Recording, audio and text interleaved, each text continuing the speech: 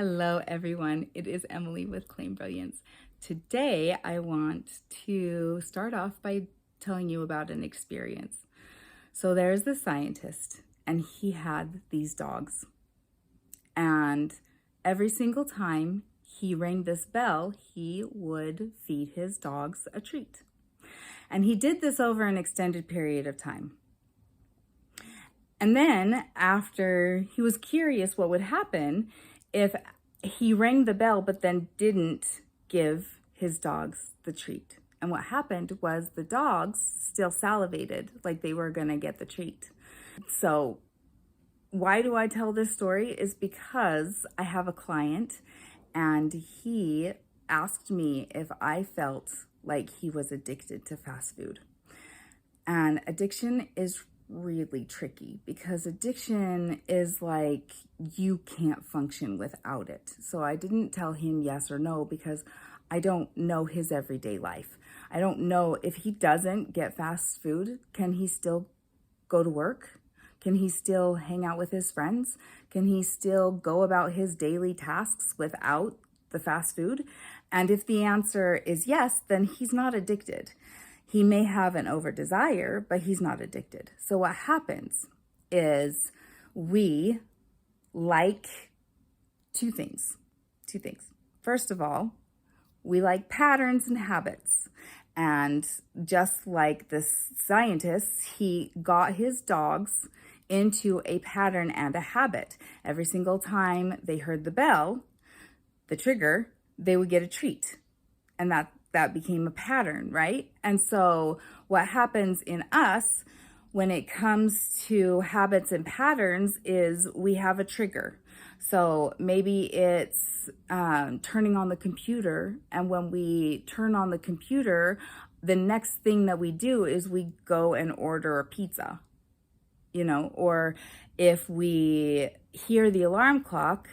This is my trigger, my pattern. I hear the alarm clock, which is across the room. I get out of bed and I turn off the alarm clock and I go downstairs and get a drink of water. That's my pattern.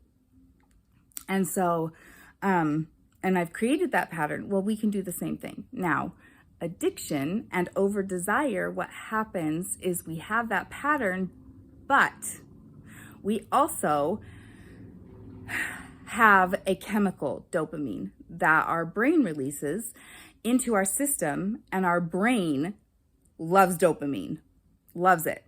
That is how we have survived, right? Dopamine, you get it through sugar, you can get it through alcohol, you can get it through drugs, you can get it through intimacy, you can get it through fire because of the warmth of the fire. So there's different things that create or release dopamine, and our brain really likes dopamine because it's a survival. Okay, it's for the survival. So it knows when it gets it, it knows where it gets it, and it knows how to, it remembers. Okay, our brain remembers so that we can get that hit. So what happens with addiction and even over desire is that dopamine is amplified. So it's like a double or triple dose of dopamine that is released into our systems through our brain, through a chemical. All right. So I call this the triad. And with food, if we get the triad triggered, then we get a double or triple hit of dopamine. And so our brain remembers that. Now, the triad is salt, sugar, and oil.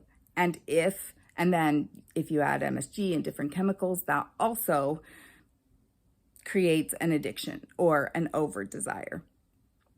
So what happens is with that extra dose of dopamine, our brains are like, we like that. Let's make that a pattern.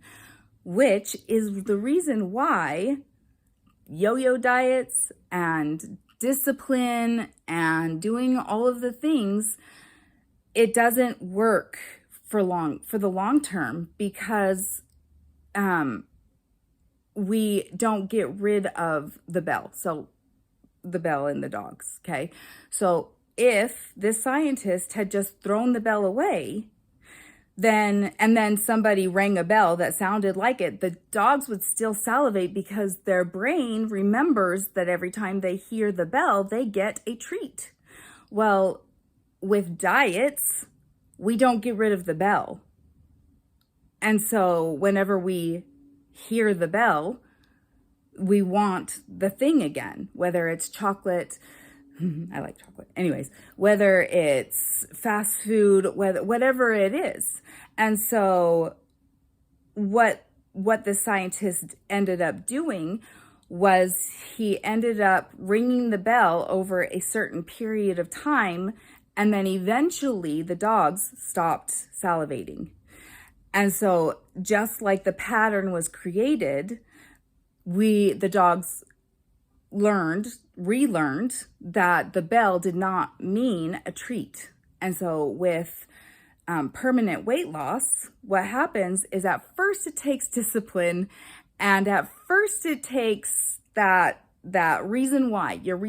Why are you doing it? But eventually it becomes a habit. With my program, I've designed it so that we don't have to give up those dopamine hit foods for life.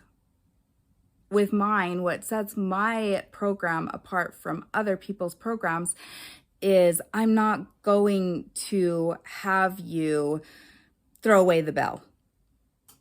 I've tried that with everything from Optavia to Jenny Craig to intermittent fasting. Through all of the programs that I did, it was me throwing away the bell.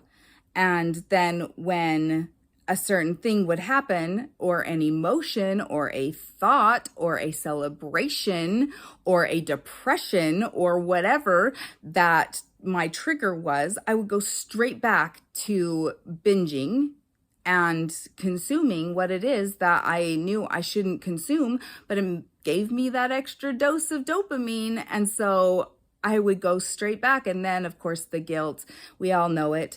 I've eaten one cookie. I might as well, I've blown the diet for today. I'll get back on tomorrow. And then tomorrow comes, and then it happens over and over and over again, right? When we hear the bell or see the bell or get the trigger, we need to learn to not give ourselves the reward.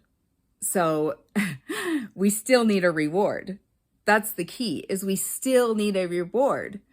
It just needs to be replaced. So if you turn on the computer and you go and get a soda, and that's your trigger, not giving yourself the soda, but doing a different activity, replacing the activity with something that's healthier or something that you really enjoy, you know you. And so do something that is quick that you enjoy, then you are unlearning the trigger and you are replacing that trigger with a different thing that you enjoy doing. I hope this information helps you.